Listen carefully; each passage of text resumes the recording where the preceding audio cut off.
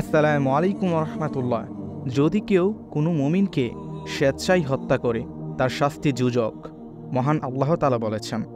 হযরত আবদুল্লাহ ইবনে মাসউদ রাদিয়াল্লাহু তাআলা আনহু থেকে বর্ণিত, তিনি বলেন, এক লোক জিজ্ঞাসা করল, হে আল্লাহর রাসূল, আল্লাহর নিকট সর্বাপেক্ষা বড় পাপ কি?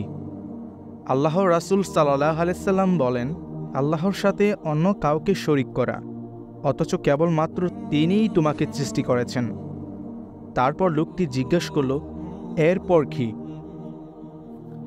রাসূলুল্লাহ সাল্লাল্লাহু আলাইহি সাল্লাম বলেছেন, তোমার সন্তান তোমার খাদ্য শরীক হবে, এই বয়ে তাকে হত্যা করা। লোকটি জিজ্ঞেস করলেন, তারপর কি? রাসূলুল্লাহ সাল্লাল্লাহু আলাইহি সাল্লাম বলেন, তোমার নিকটতম প্রতিবেশীর সাথে অবৈধ ব্যভিচারে লিপ্ত না হওয়া।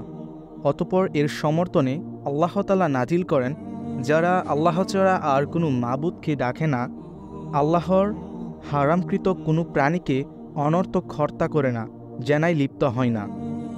এই কাজ যারা করে তারা নিজেদের পাপের প্রতিফলন ভোগ করবে।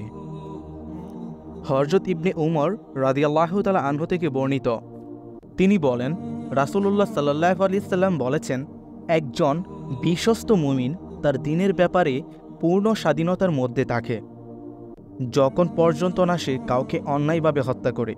আবার হযরত আবদুল্লাহ ইবনে উমর রাদিয়াল্লাহু তাআলা আনহু থেকে বর্ণিত, তিনি বলেন, যে পাপ কাজের পরিণত হতে তার কর্তা নিজেকে বাঁচাতে পারে না, তা হলো অন্যায়ভাবে হত্যা করা।